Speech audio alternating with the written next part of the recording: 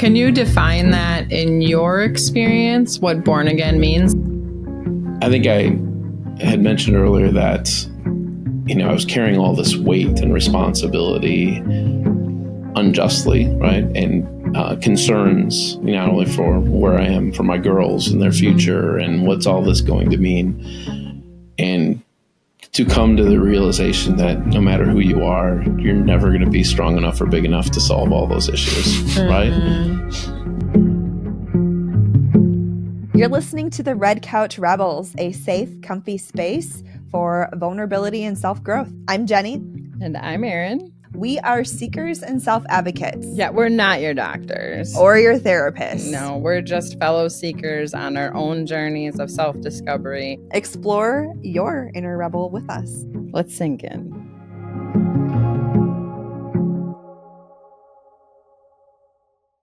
Okay, we are back on the red couch. Well, not me.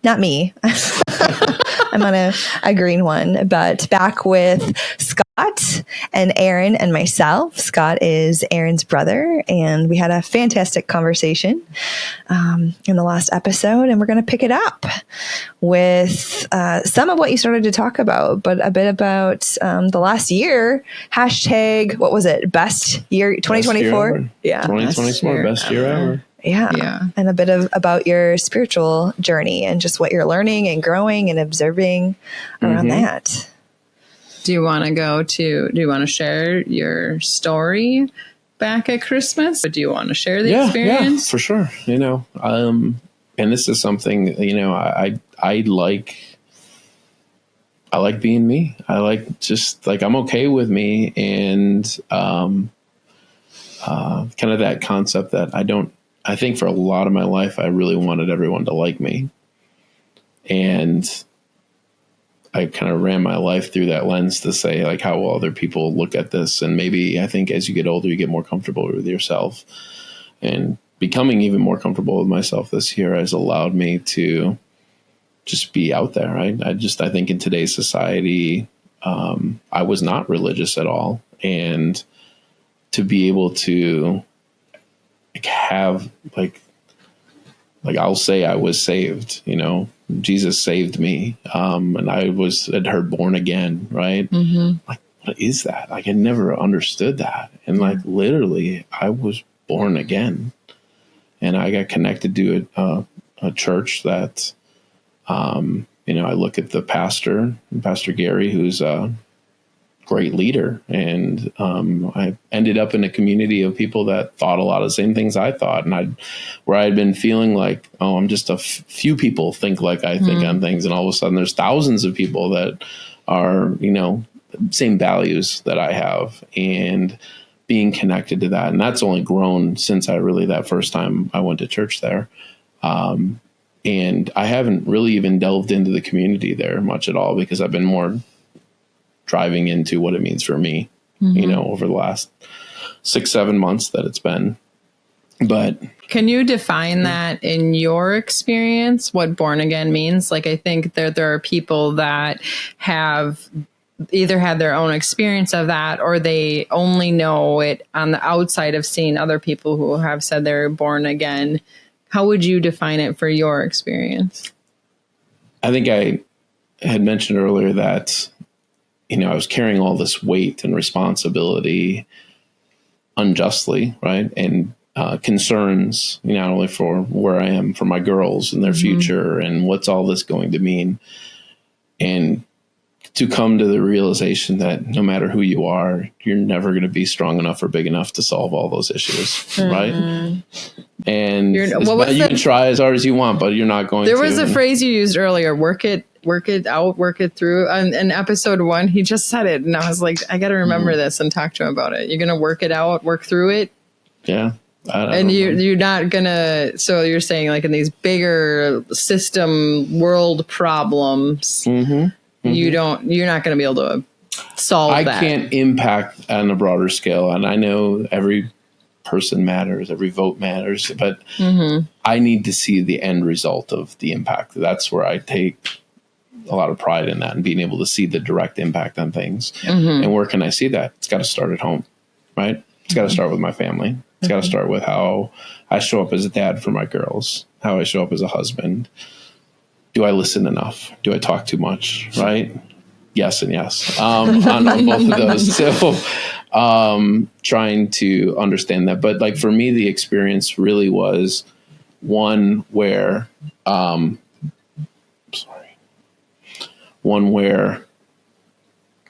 I, within a matter of a week, when they asked people to come up to the front and they said, if you want to commit your life to Jesus, we invite you to come up, and they said a prayer. And I don't know what happened, but I was there with my family and it just felt right. I was there with our friends and I went up front, and literally within a week, all the stress that I had been carrying just melted away and it was gone. I'm like, I've never experienced anything like that in my life that could be that powerful and that much at peace. Right. And it's only grown. The peace component has grown with who I am, but just happiness and contentment. And I didn't know that even existed. Right. I didn't know you don't know what you don't know. Yeah. And that has been the most wonderful piece of it.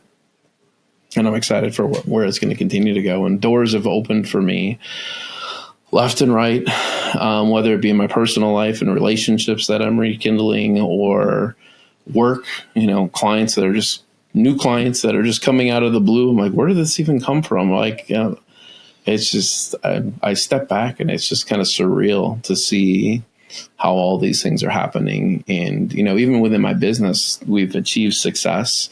And there are far more successful people in business than where I am. But this is, if I would end here, I'd be like, okay, this is pretty good. And then you start to lose some motivation. Like, okay, well, why am I doing this? Right. If I'm now living the life that I set out to do, like, you've hit the top of the mountain. What's the next mountain? And for me, I always thought the next mountain would be something for money purposes. But since I found God, it's not that.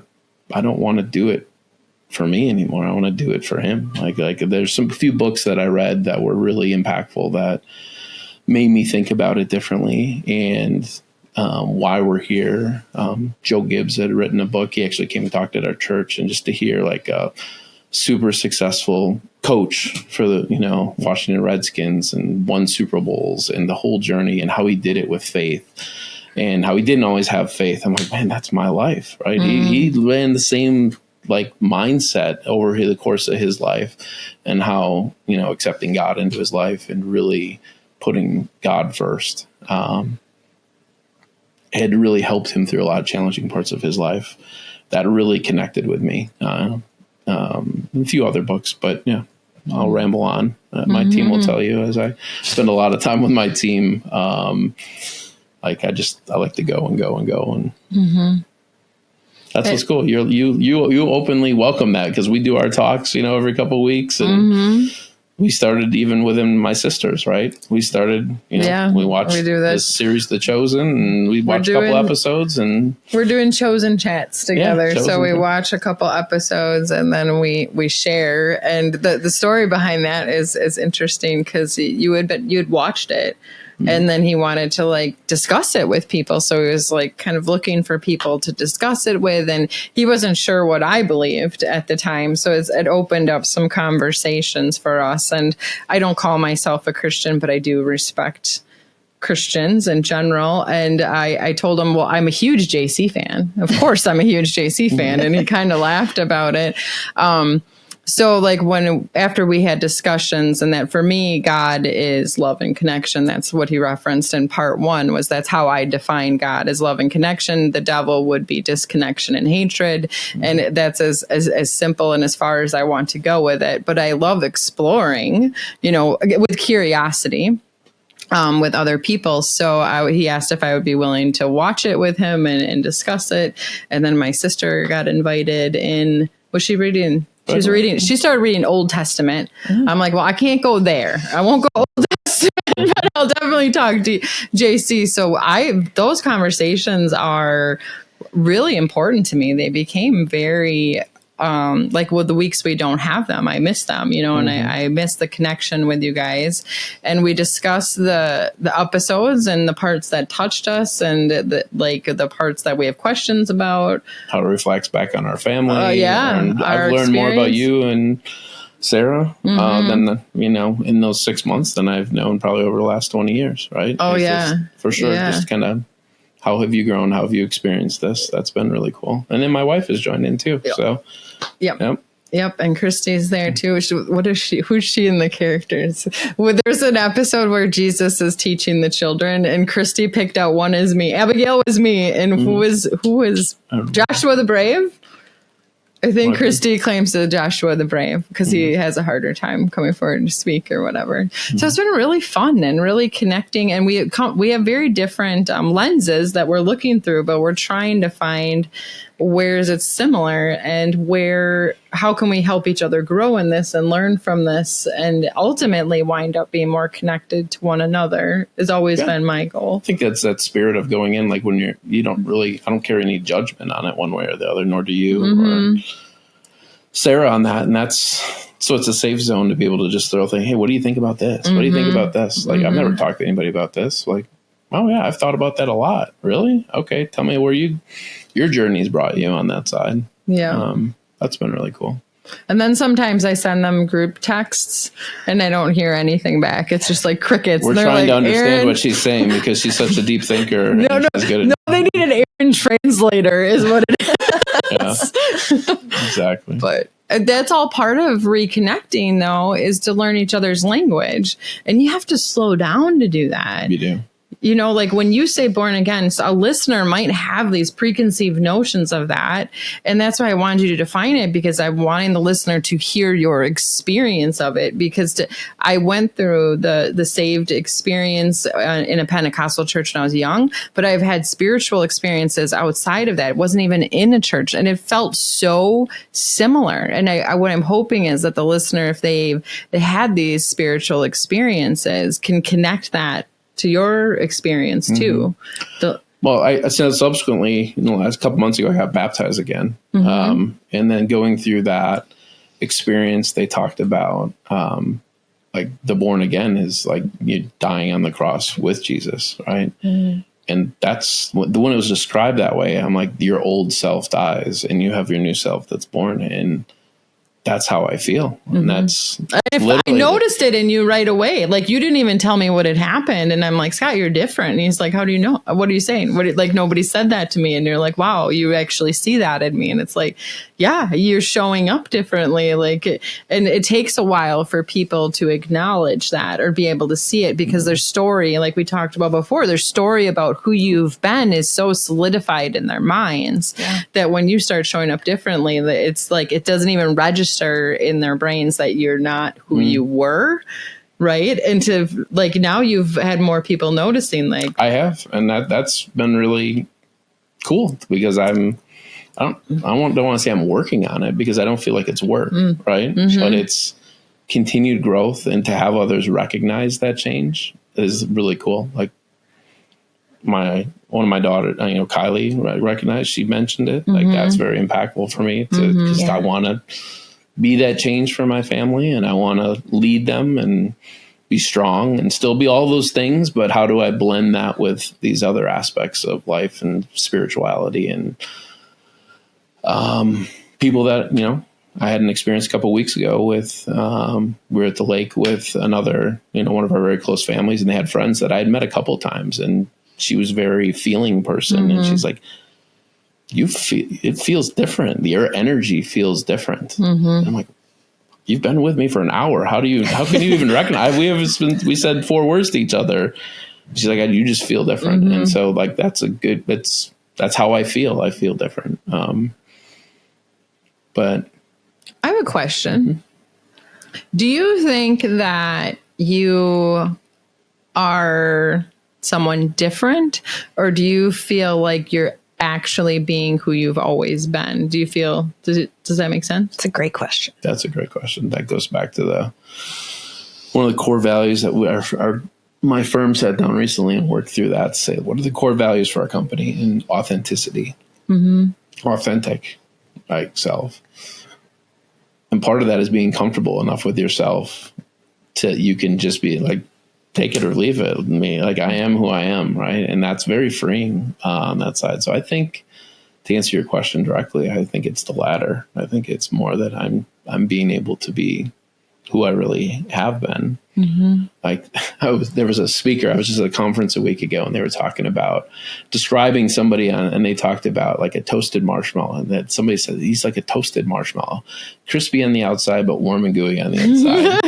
And I'm like, anybody who really knows me, like Debbie, who I've worked with, she's like a second mother to me, right? And we're that close. And she's like, you're just a big teddy bear, but nobody knows that because you're a big, imposing guy, right? And so, you keep a shell. You keep that burnt like, shell to protect on. you. Yep. Exactly, you keep that burnt shell on. So I thought that was another good analogy. But yeah, it goes back to what Steph said in the last recording. We were talking about abandonment of self, and she rejected that notion, and she said, "No, I was protecting myself." So she was hiding her authentic self because she didn't feel safe enough to let that out. Mm-hmm. Yeah. And maybe there's something in your spiritual experience that is giving you the confidence now and the bravery to just, this is who I am. Well, I think the fear of losing respect or relationships by being authentic for me had been bigger than the warmth and success of being able to say, hey, there are all these other people that are going to welcome you in. And the reality is your concerns in your mind are always bigger than they actual need to be, right? Especially when people that might not have accepted you, they actually do accept it. Me being authentic, and they appreciate that. And I think I've been in a relationship business where I help people with financial planning and doing all that. And they share their deepest goals and dreams and desires of what they want to do within their life. And I feel honored that they will share that, really valuable intel with me so that I can help them try to get to where they want to go. And I think oftentimes it's hard for me to be as vulnerable with them as they're being with me. So I've actually started to share with my clients my journey, and it's been an overwhelmingly positive, response to that. And my journey is my journey. I don't push that on anybody. And you've all got your own journeys, and everybody believes what they believe, but I just know what's real for me right now. And I know it's cool to see, Christy come back and participate in church, and, my family. Like, I remember going early on, I'd go by myself and I'd sit in the pew by myself. And I remember being there Mother's Day and looking down the aisle and at my whole family and my mother-in-law and friends were there. Like, the whole aisle was people. I'm like, Jesus works in mysterious ways. Like it was just me. I prayed for the people I love to start coming, and all of a sudden they're coming, right? And they're showing up the ways that they're most comfortable doing it and experiencing it. And that's really cool to not have to do the ride alone, and to have those that you love come along with you. Because I'm excited for them, like my girls especially, to have that in their life so they have more years to experience that. And it may morph and evolve into something totally different than me, and I'm fine with that. But as long as they know there's something bigger than them, bigger than us as parents, that they can believe in, that's important. Have you chatted with them about your experience of growing up in church? Because how you shared your experience is exactly mine. And I grew up in a Lutheran church, and it wasn't like forced on us by any means, but like grew up, went to Sunday school, not every Sunday, but whenever. And then, went through catechism and did confirmation and all of that. But I don't really recall retaining like the stories of the Bible. And I know like high level ones, but we had to memorize the books of the Bible, and I could tell you like 3. I never stuck with it. So it's interesting. And I'm curious when you think about your past experience and what you pray and hope for your daughters, like, and I don't know how old they are, but like, my oldest is sophomore in college and junior in high school. Okay, so older, old where there's enough, you could kind of dive into that depth and say, this isn't being forced on you, but like explore and play with it. And I would say my youngest, Cassidy, she's not ready to go down. She's a rebel. Big time rebel. She's got a lot of her dad in her. She's got a lot of her mom in her. Maybe a bit of her auntie. Yeah, exactly. She's not ready for that journey yet. Sure. When hopefully she is someday, but I wouldn't say that I was forced to go, but I was expected to go. Sure. Oh yes, right? I felt forced. And what was hard for me as the man, as a boy growing up, is that my dad didn't go. Yeah. So it was my mom and the 4 kids that would go. Sure. So I'm like, well, he's not into it. Yeah. Maybe I shouldn't be into it, right? And so that was maybe something that held me back a little bit from going deep with it. And maybe I was just young and not. Yeah. My grandmother was very religious, large family, right? And I think you see that across the country, a weakening of, religion and faith. Grandma was a rebel too, though. Like, so the perception that she let us see as kids was a very strong matriarch, very religious woman. They were very devoted to their church. But when I got to know my grandma as an adult, she believed in aliens. Really? Oh yeah. She's like, how arrogant to think that there aren't aliens out there. This old Catholic woman. She's like, come on, just use your brain. Look how big the universe is, Like, she had very liberal thoughts in that sense, outside of the church. And, but she didn't let the kids know that. Like, she kept a mask of what she expected to hand down to the next generation. Yeah. But my favorite conversations were with her when I got older. Yeah, I missed that opportunity. I didn't have a lot of conversations with her. Yeah, she was a great lady. Definitely part of my rebel. That's awesome. Yeah, and so I'm very musically. I love everything music. I can't operate without music. I'm working. I've got music on the background. Yeah, have you been anxious today? Because I didn't have music on when you came in. No, but if I'm in the car and there's no music on, I'm like, I'm glad you asked for it, because I'm like, I need something. My mind doesn't work if I don't have that on. Yeah. But for me, like, this new church that we went to is an evangelical church, Cornerstone Chapel out in Leesburg. And I didn't even know churches like that existed, right? I walked in and I'm a country music buff. Like, I walked in and there's 8 people up on stand playing, and I'm like, this is a country concert with religion focus on it. And I'm like, I love this. Like, it just brought me in. Sure. And then the message brought me in. So yeah, it's interesting. You got to find the right fit for you. And I've experienced different ones. I've gone to Methodist church, which was good. And everybody's got to find their right niche. And I feel like I've found mine now. It's wonderful that you have that community there, and that I appreciate that you're still open to conversing with me. So, like, one of my daughters is attending a church very similar to this, where she moved, and she was very nervous to tell me that she was exploring Christianity, because I don't call myself a Christian. And I just set the one ground rule was like, please don't pray for my soul, because I find that condescending. That was it. And I want to discuss it with you. Like, you have your journey, your spiritual journey, and I honor that. And you need to follow that and explore it wherever it takes you. But can you please also respect and honor that I have my journey, and I've been on this for quite a while, right? So just please respect that. And with both of you, I've been able to, I hope you feel supported, and I use your language to, like, make sure that they know that I'm here for them. Regardless. And it's like, she still is my daughter, is still, like, wants to know for sure that I'm okay with this. So, like, I've been encouraging, she's going to Bible studies and, stuff out there. So we continue that conversation of exploring, even though that can look very different than my spiritual journey. There are way more similarities if that's what we focus on. So that's what we do. Absolutely. Yeah. I think it's because we have aligned values too, right? So that makes it easier. And even connecting to this church, there's a lot of people with aligned values. I mean, you think you hang out with people that have aligned values. And if you don't, very quickly, I tend to, like, I'm not going to hang with those people again. You push them out of your life. And that's probably maybe not the right thing. But I've spent a lot of my life trying to make everybody happy. And then I think it's nice when you're like, you don't have that pressure to have to do that. And the ones that love you and know you will be close to you, and good, bad, or otherwise. Right.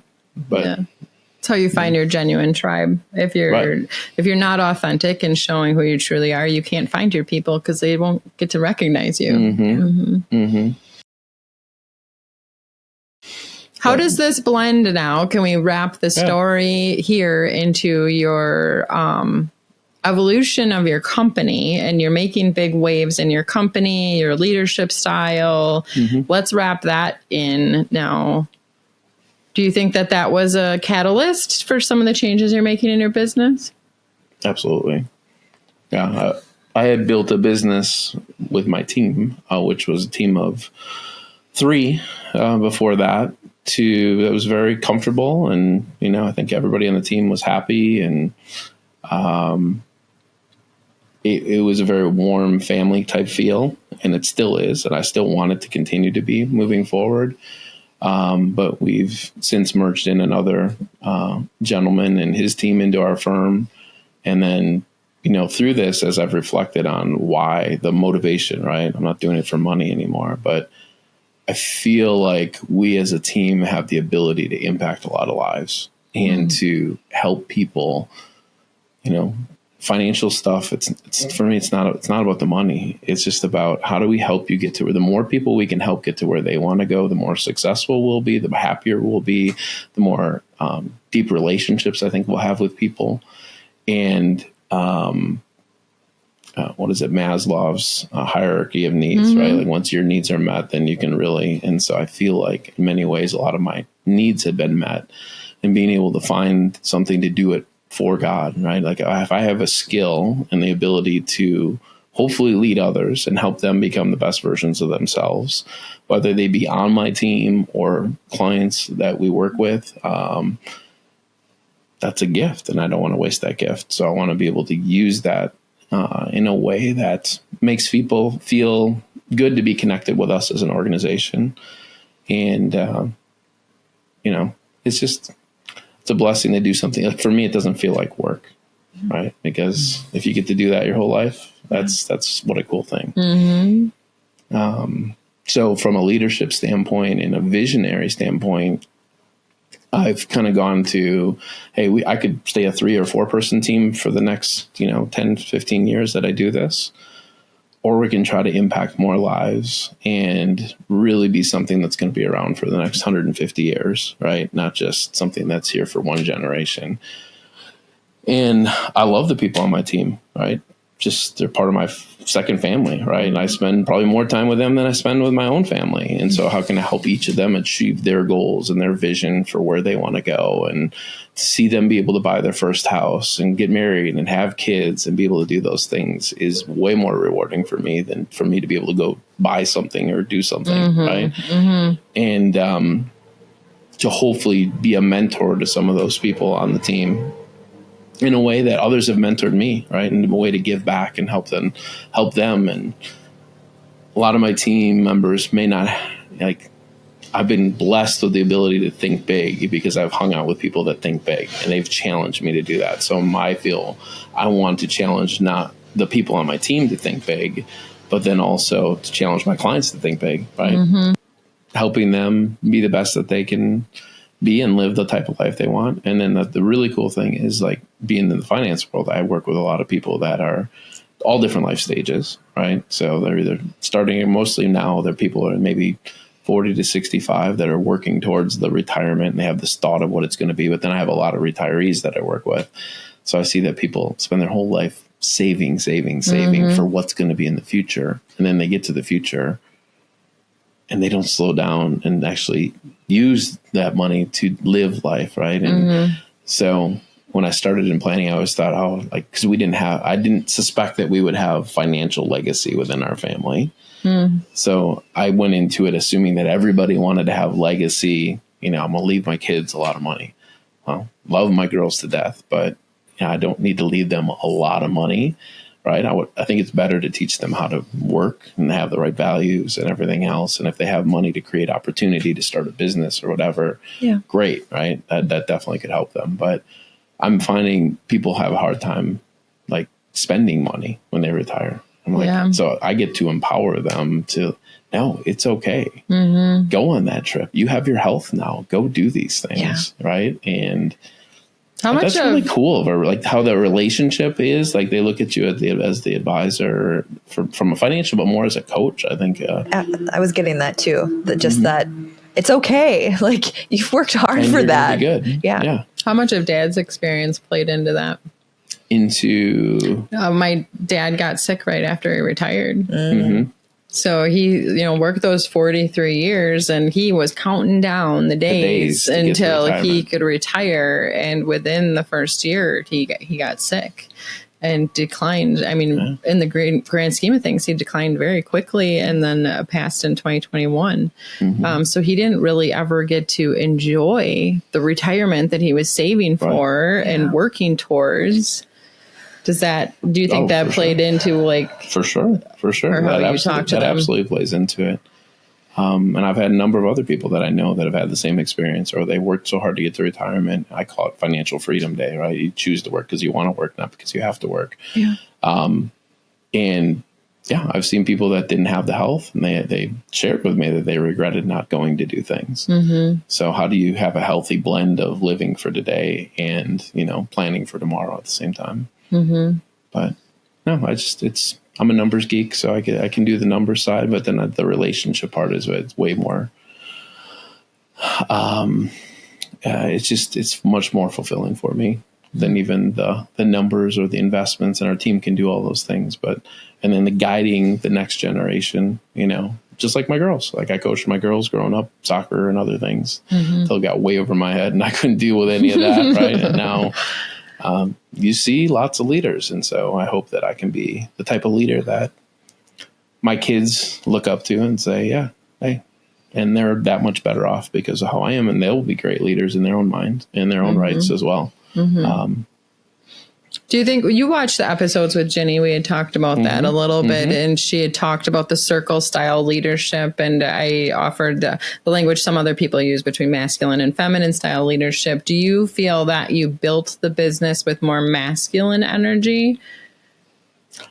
I think I could only build the business with masculine energy so far. And I think there was a select group of people that was okay with me being that leader.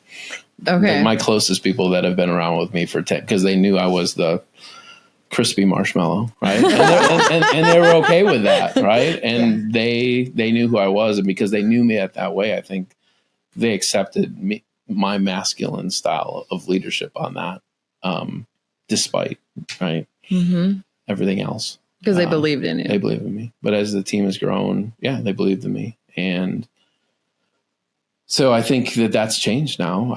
Obviously all the things we talked about earlier this year for me. And I have a long way to go, and every day I'm trying to get better and learn more about this and how to be better and to be present for people. Like a lot of it was about the journey. I got to go, like not being focused on the journey, but the destination. Right. And like, how do you slow down and actually, I've always heard people say that, but it didn't mean that much to me. I'm like, well, you don't get it. I'm just busy. I got to go. I got to get this done. I got to do X, Y, and Z. But that's something that I consciously have to slow down for. And I want to be much better at. And you are much better at. Like before, it used to be like when you would talk to him, it would be like, you could tell sometimes you were somewhere else by looking at your eyes. Like you had some checklist or something that was running in the background. And it was like, you weren't really there. And it was like, I was keeping you from something. Right. Like, that's fair. Like you can feel that, and you are much more present now. And it's like, you want to sink in. And obviously there are times we still have, that's why I like when you guys say sink into it's time to sink in. Yeah. I'm like, I connected with that when I hear you say that on this. Yeah. Let's just be together and for the purpose of being together and feeling each other's experience, I think is what we're trying to do. Yeah. A lot of that has to do with the peace that I've been given. Right. Like I want to be here for a long time, but if I'm not here tomorrow, I feel like I'm at peace. That's what I wish that I have for everyone, that they can feel that way, whatever that means to them. And, not have the anxiety of I didn't get to this or that. Like did what we could. And when it was meant to be, things are put in front of you and people are put in front of you. That's doors. Like I said, doors and relationships just keep opening up. And if you're open to seeing those doors and walking through them, it's really cool. What's on the other side? So your new management team is you're trying to build in a more circle fashion. Yeah, inclusive. Do they have experience in that type of leadership? Are you guys kind of figuring this out together? Or? Well, as I mentioned, we merged in another firm into ours, and so their first experience of me, I think, is the new me, right? So that whole team is me being vulnerable. Some of the others are like, wow, that's really powerful. Big tough guy crying, right? Like I've cried more in the last 6 months than I have my whole life by far. Yeah. Right. And that was just like the experience of like crying or like emotionally accepting that. I go to church and like I cry when they're singing, right? I'm like, I don't even know what's going on right now, but tears are coming out because I'm connecting emotionally somehow, right? And I don't know if that's built up stuff over years, right? Just coming out, or if that's just a natural, healthy thing. I haven't investigated it or anything. I'm just living it. Doesn't even really matter. Yeah. It doesn't matter. That's what I was thinking. Just following that, what Jenny would call that heart prompt and just feeling.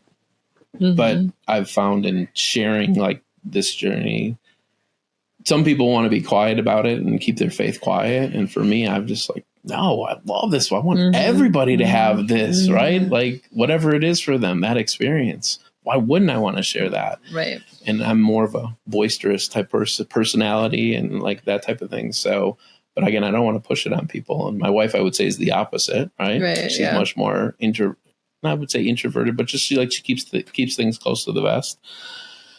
And small groups of people. And so I'm trying to balance that with still being open about my faith journey and respect that her approach is different, and that it's not just me, it's me, and how do I reflect on her too, right? And does it make her uncomfortable when I share? I'm sensitive to that because I don't want it to always go to faith and religion or stuff, because some people aren't in that mode, and I don't want to bring that up to them and make them feel uncomfortable. But at the same time, I'm like, if you just get past that first layer, then who knows where our conversation will go into other things. Which has been cool.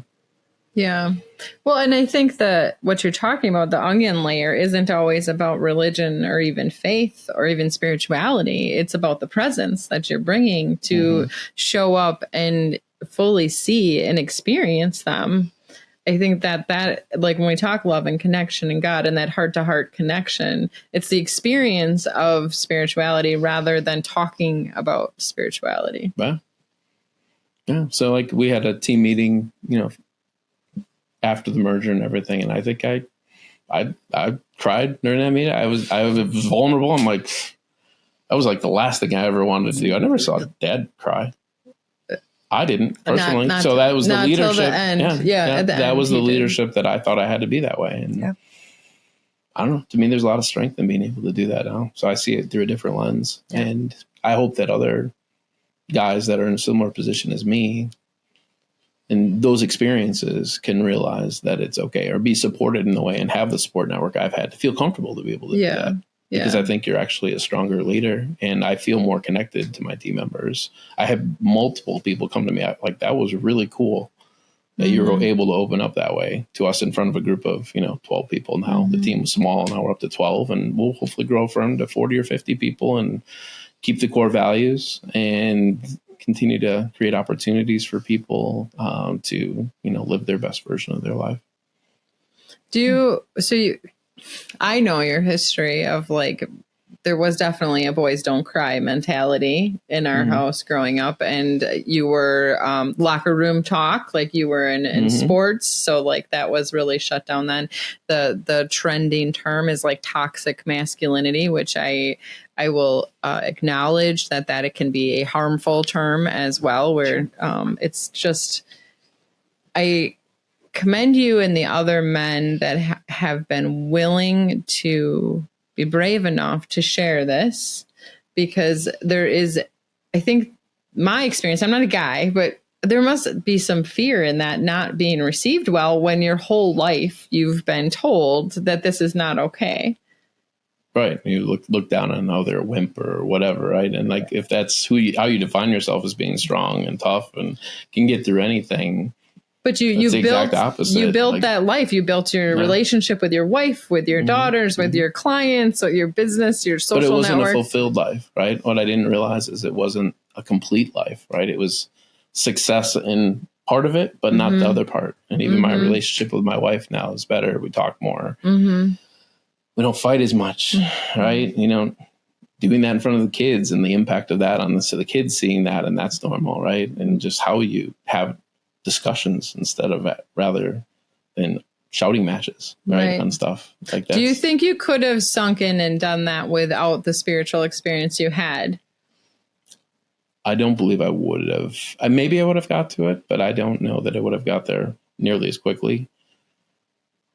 I needed a big change. Like, and I think it was that, like, it just shook the whole system to the core, right? For me to do that. So I can't say whether or not I would have got there, but we still have a long way to go on how we communicate with each other, and hearing how you communicate with Matt and others, right? Like, we're you're the me in that relationship from a personality standpoint, and Matt is very much like Christy. And so just hearing how you getting me to slow down and think about how somebody else is experiencing, or how I communicate, or what I'm communicating.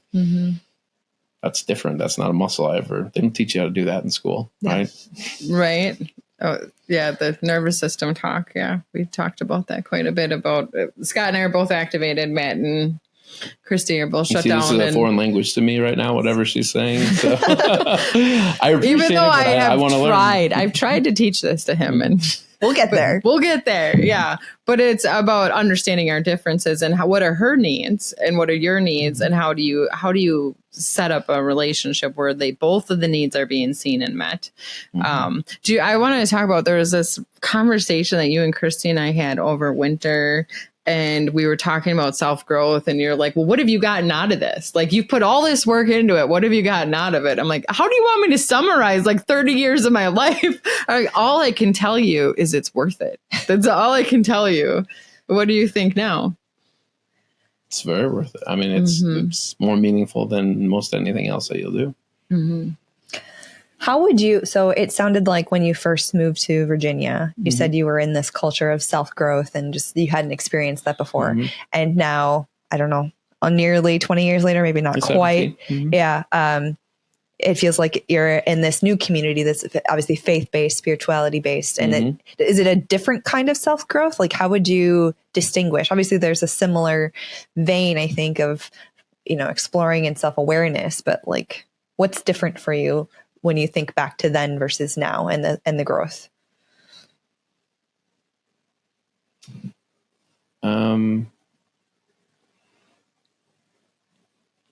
Well, I have a relationship with a new person, which is God, right? And I'm just leaning into that. And that's just like any new relationship when you start it with somebody. Like, I know God's always been there for me, but in the background, to give up on me along the way, right? But now I have that relationship where I'm learning how to communicate with him, and right. And it's not, I wouldn't say my change now is so much about the environment. Like, cause like I mentioned earlier, the church is great, but I haven't even dug into that. To me, that's like the cool part that's coming, where I actually get to develop relationships with people in the church. It's just been God, myself, the pastor. I haven't really expanded it much beyond that yet. I know I will, but I want to get this part deeper before I go into that, because it's so new, and it's exciting, and it's not constant. It's not like every day. Like, I have to be, I'm word is crossed to remind myself, right? Like, because you get wrapped up and you get back into old habits, and it's so easy to do that and forget about, the real reason why you're here and what your purpose is and all of that. So I wouldn't say it's a larger group. I just think it's like going deeper there, and then listening. I mean, God, again, this is like weird, like for a guy to talk like this stuff. And I know there are plenty of guys out there that do that, right? But like, and he's all giddy. I know. And it's hard for like men to talk to women about it too, right? Because there's a fear too. Like, were you my wife? Are you attracted to me because of who I was then, right? And if I become something different, will you still love me as much, or will you maybe love me more? I hope that's the case, right? Yeah. But there's uncertainty that comes with all that. Yeah. And what can you share? What can't you share?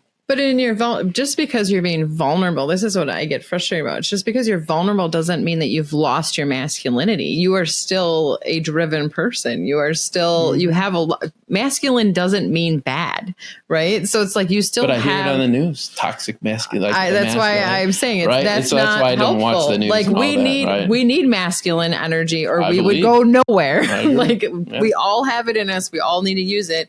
But I still see, even though you're vulnerable, you're like taking bigger risks. Like you're moving in ways now in your business that you wouldn't have before, right? And you're taking, that is masculine, right? So it's like that if we're arguing that, or worried that women will be turned off by men that are vulnerable, the vulnerability is not the piece that I believe the attraction comes from. It's that masculine dynamic, right? So like, I don't think you're losing the masculine dynamic just because you're being vulnerable. Because masculine doesn't necessarily mean domineering. No. Yeah. No, it doesn't. I think sometimes those two, like, it can go to an extreme, right? But it's direct, it's decisive, it's confident, right? Right. Yeah, I don't think they're mutually exclusive, I guess, is what I'm. And I think you represent that in your life, that just because you're being vulnerable, you haven't lost your masculinity. Right. And if anything, by being vulnerable and showing your true self, you're giving someone the opportunity to love you more because they're actually loving you, not who you showed them that you thought they wanted. Yeah. Right. It's a good way of explaining it. Yeah. Your mind goes so many different directions when you start hearing things. Like you were just saying it earlier, you're like, oh, got 10 different questions that could come off. So when you say things like that, it absolutely makes my mind go down different roads on how am I being one way or the other, and is it the right thing? But yeah, I guess as a man, you're kind of dipping your toe in the water, and then you put your foot in the water, and then your leg, and you're like, how far can I go with this vulnerable thing? Yeah. Where you can still maintain the masculinity side of it and not be too, it might not be the right word, too soft, right? Like I don't want to be, because I want to be respected by the men that are strong men, right? Yeah. And I want to be respected by the others, men or women, that are on more vulnerable on that side, but there's like a happy medium. I don't want to go too far to one extreme. How do you define strong men though? Strong men are people, in my opinion, that are courageous. They run towards the fire instead of away from the fire. They make the hard decisions. They lead in ways they probably don't even know that they're leading, good, bad, or otherwise. I don't know, just like a man's man. That's like get it done type personality, right? Like, give me something, I'll figure it out. Like, I'll get it done. It doesn't matter. Like, there's a wall, I'll knock down the wall, I'll go under the wall, go over the wall, whatever it is, it's going to happen. Like, it's not if, it's when. Yeah. That type of like competitive, like, and there are plenty of women that think, I see that in my daughter. Oh yeah. She's, you know, D1 athlete. You don't get there unless you have that type of discipline. She's far more disciplined than I ever was. And I don't know where she got it from, but it's awesome that she has it. And, you know, I admire her for that and everything that she does. And, you know, you just hope for a better world for and all the goodness for all your kids so that they can continue to grow. And I hope some part of me is rubbed off on her, just like her mom has rubbed off on her. And then, you know, my youngest, love her to death, but she's stubborn as all get out, which is going to make her super successful in whatever she chooses to do. And it's super challenging at times as a parent. I love her rebel. I love her rebel. Amazing, because she thinks just like I do on a lot of things, and it just poke your buttons. She's just like you. Like, it's so funny. It's such a typical thing to see. I think I was on speakerphone one night and I'm listening to them go towards each other. I'm like, you guys are so alike. And they both were like, whoa. That's great. Yeah. We have the most to learn from that, though. You know, those mirrors that are showing us ourselves where we're feeling triggered. Like, we have the most to learn in those relationships. It's just interesting. Most like relationships I see, there's usually a type A and a type B personality, and it's this. I believe God puts you together because it's to offset each other with the best, and help you balance each of you out. And I see that with almost all the friend relationships that I have. the exact same. We'd laugh about it. We'd have drinks and we laugh about it. And, I'll be myself. And in my neighborhood, a lot of the women are the type A's, right? And so we're hanging out in the type B's. So we all just make jokes about it back and forth with each other. But it's just like, it's such a cool thing to see that. And then just to see where the, I don't know where I'm going with it, but. That it's showing up in all places, right? Really opposites do attract, right? It's a saying for a reason. For a reason. Yeah. Yeah. Mm-hmm. But what I was saying with Cass is that it's someone who's similar to you when they are similar, though. They're showing you something in yourself you need to sink into and accept and nurture. And, right. And it's how do I lead her to hopefully learn some of the things I should have learned earlier in life. Right. But still embrace the things that I know are going to really help her. Yeah. Right. Yeah. And some of it we got to let them squash it. Right. Like let her be who she is. Let them figure some of it out on their own. Right. The helicopter parents don't have to solve every issue for their kids. No. And especially as rebels, we like to figure it out on our own. I think we had to grow up figuring a lot of it out on our own, which kind of made us who we are. Yeah. So I feel sometimes I've taken that away from my girls by paving the path for them a little bit too easy. And when you hand something to someone easily and it's not hard earned, it's hard to value it in the receiving end, right? And they'll have their own life experiences for sure, that all of them will, that'll teach them and solidify what their truth is. Right. We wouldn't want anything less, would we? No. But again, I mean, strong men, back to what you had asked, I've seen a number of great speakers come in that are strong faith. Like for me, it's not just strong. To me, it's faithful too now. Like what is their faith, right? Can they connect to that and bring that into their life too? And, have that goodness actually, extend beyond themselves into their family unit and how others see them. And when you say faith, can you also say heart-centered? Does that work for you too? Just trying to understand your language more. Heart-set faith for me is just belief in something bigger than yourself. And for me, that's God. But the heart center is a new word for me. I haven't really, I can't react to that immediately, but, we can have more conversations about that because I would like to understand that. If it's that important to you, I'd like to understand that definition more. I'm thinking, alongside the understanding what faith brings to you, what that conversation with God, how that supports you. It's bringing up the conversation that we had with Jenny Rainica a couple episodes back about this idea of what do we need to let go of to really love ourselves. And so my brain went there, but I'm also curious, what does that conversation and connection to God bring you? I think you've said peace, but what does it?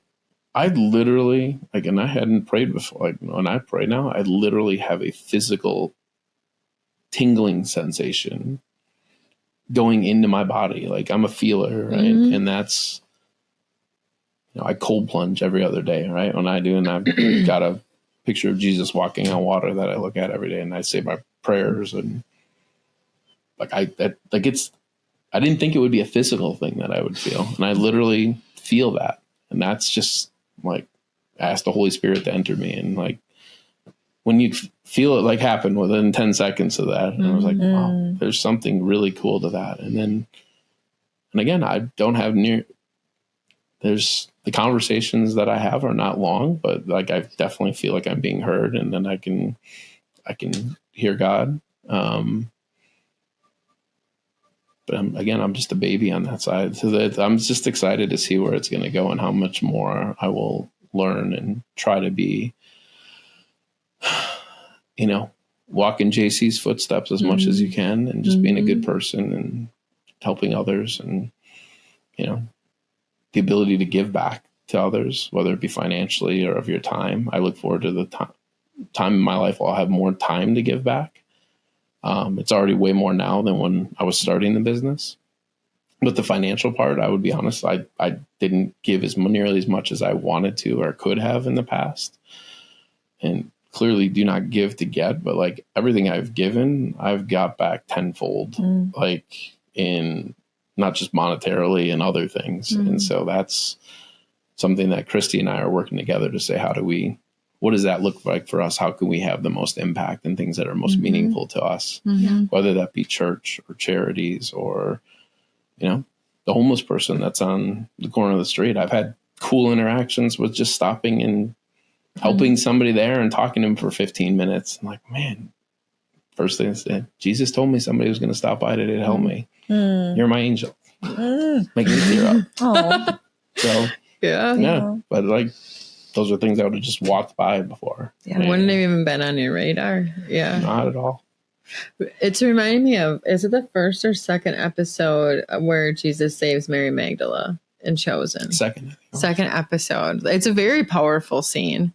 And we had a really great conversation about that because in watching it, I knew it had to I knew he was a baby when he watched it. He had to be a baby because I was crying and I knew it would really touch his own experience, right? When we talk about like how you've changed and the bravery that you feel in showing up, I think in my observation, in my experience, it's like when you feel that love from the divine, it like just pierces through all the bullshit. It really does. It just pierces right down into your heart. And that is what, like, it was like a seed that find your words, Aaron. It was a seed of my self-love, is that if I can be so wholly and completely loved by the divine, then I'm worthy.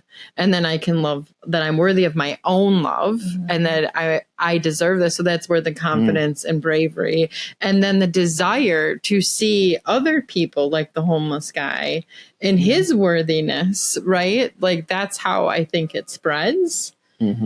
And I think it ties back to what you're saying about how you've changed and how you're showing up. And maybe it is who you were at the core. And maybe these are tears from the last 50 years. Who knows, right?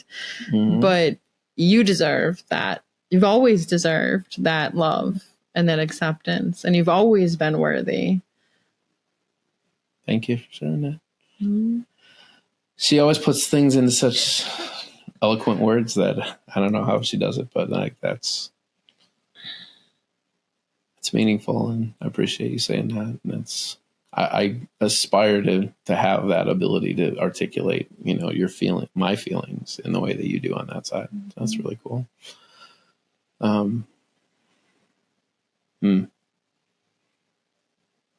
Yeah. I love you. Love you.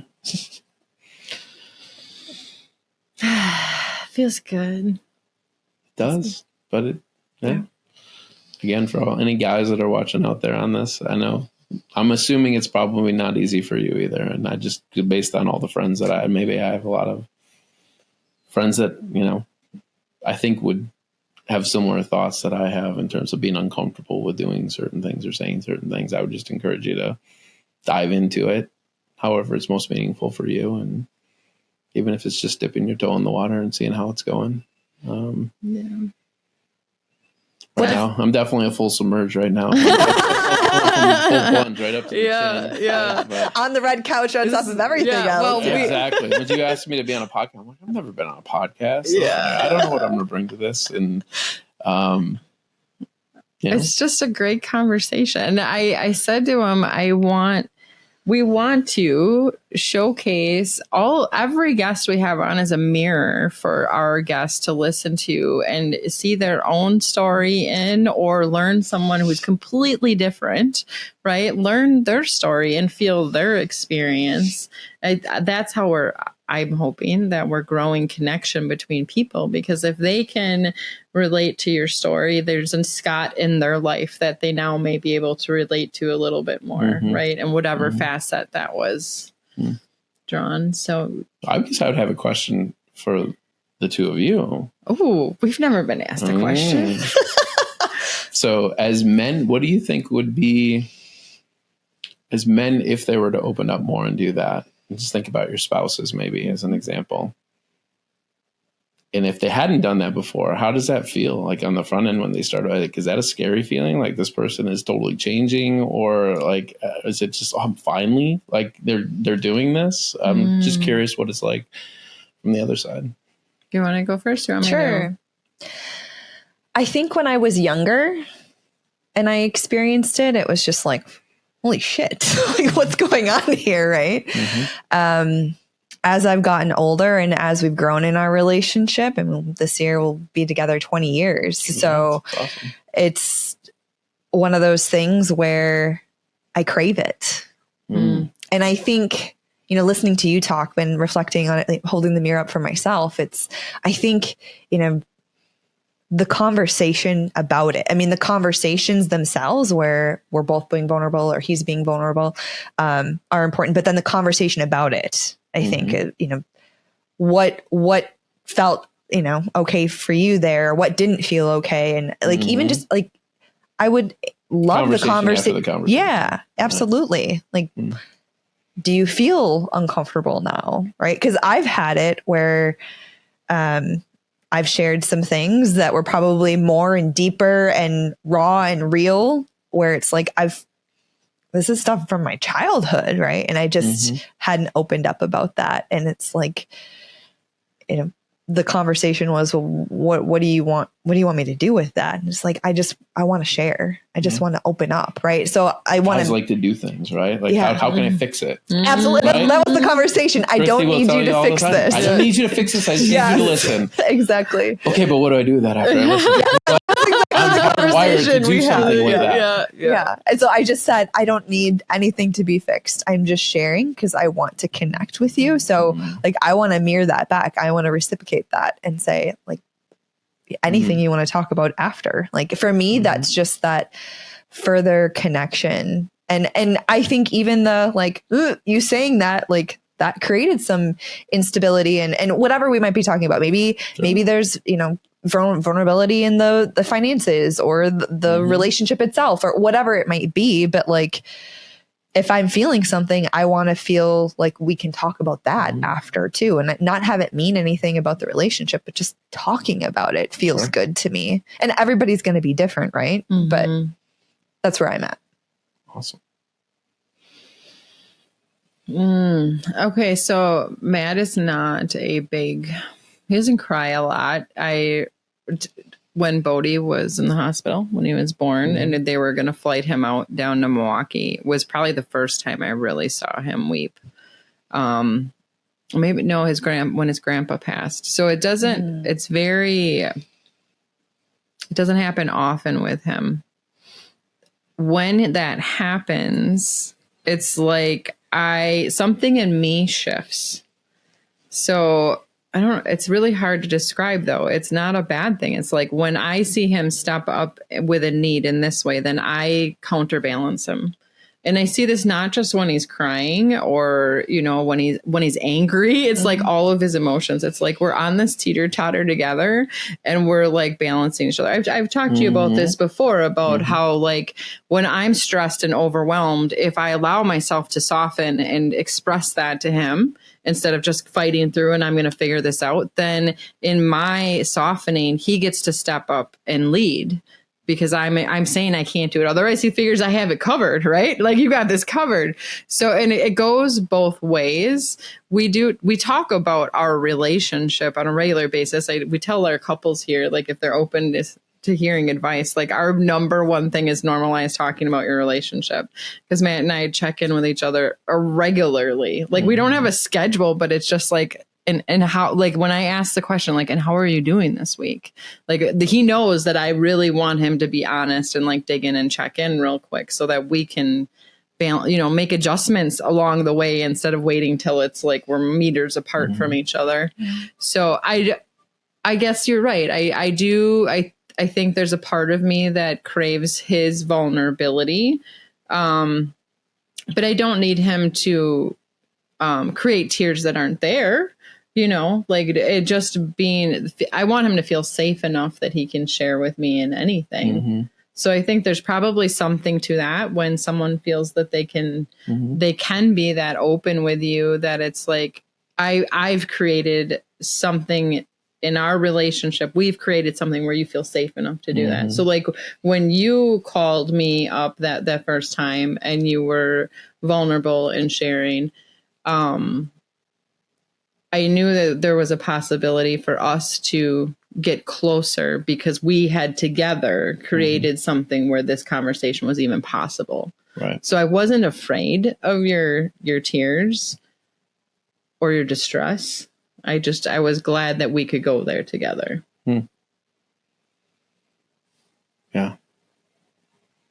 I like that teeter-totter analogy. And like, because I think you definitely can see that. And yeah. Does Christy want to save you when do you feel that? Like, because she always says to stop trying, don't fix me. Can she show up and just listen when you're in your vulnerability, or does she then want to be the fixer? No, I don't get a sense that she wants to be the fixer. I think she's just, like you said, a good listener. Yeah.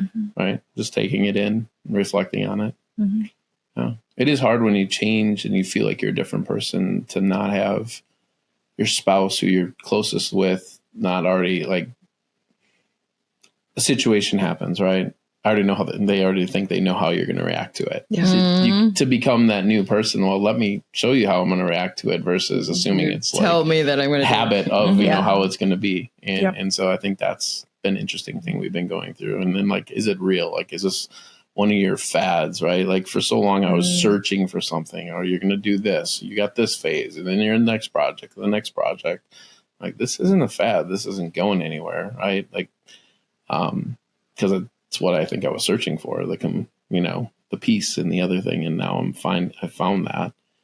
Or you were seeking yourself in all these other explorations and phases, and now you're just who you are. And she just needs time to see that and trust that. Like, in fairness, if you have somebody who is constantly seeking and changing, like, it would be natural for the people around them, like, I'm going to give this a couple of years. Let's see what happens. Yeah. So that's because I'm aware enough that I think I know if I were in her shoes, I'd probably be that way too. Yeah. Right. Yeah. But it's hard to explain when you feel like, no, this is definitely different. You know what's like, staying. But exciting to see what the next phase is too. Right? Yeah. Well, and we're only halfway through 2024, and this is the best year yet. So there's a lot of good to come yet. Yeah. Oh, that's exciting. Well, and this, you know, I talk to my girls, I'm like, they all the time, and I've read, you know, the Secret and a bunch of the other books, and, you know, I'm like, Dad, you can't just think it and it's going to happen, right? I'm like, you're right. I can't guarantee it's going to happen, but 90% of the time it happens. He's an excellent manifester. That's beautiful. All the time. And that was one of the gifts that I got early on with the people that I moved in with, or moved out to Virginia to spend time with and building a business. Like, no, the more you think it, your subconscious is going to take over and you're going to do things to actually make that happen. It could be as silly as, like, I'm in downtown DC and there's nowhere to park, but there's going to be a parking spot when I get down there. And I tell you, 80-90% of the time there's somebody pulling out right when I'm pulling out, and I can't explain it. And being a logical mind, like, it doesn't make any sense to me. We did vision boards when we first got out there, and all of those things, like, here's your 5-year vision. It all happened after 2 years, right? Like, paying off debt and, like, all the things that, you know, I wasn't great with money when I was young. Because I'm like, I'm going to be successful down the road. I'm going to get the things I want now. Dumb decisions. And that was a hard thing to work through. But then we got to financial freedom after that. And so that's, I think, allows me to connect with people that are in that place to say, hey, you can get out of it. But it's not a, you know, one of the best lines one of my business partner told me, he says, it's not an expense issue. It's a revenue issue. He says that to me all the time. It's not. But if you don't have the revenue coming in, you better not be spending it. That's where my mind goes. And every goes. time to me, it's most of the thing, like, my business is not an expense. Like, when I bring in new team members, that's an investment. Absolutely. Right? I want to invest in my people all the time. And that's going to have great rewards for them, for the company, and everything else moving forward. So that change in mindset and not having to pinch every penny, but, like, no, that means you're not going out enough to find enough new clients or be creative enough on how you're going to have impact on people. So that shift is something that's, like, I think embedded very deeply in me now, but it'd be hard to shake it out. Fantastic. I love it. Yeah. We went all over the place We really today. did, wandering. Isn't it fun? Without any beer or bourbon or anything. Nothing. Nothing. Still, usually it Just takes a bourbon coffee. or two for me to open up like that. But No, this is you great. guys created a nice, safe place to be able to do that. And, you know.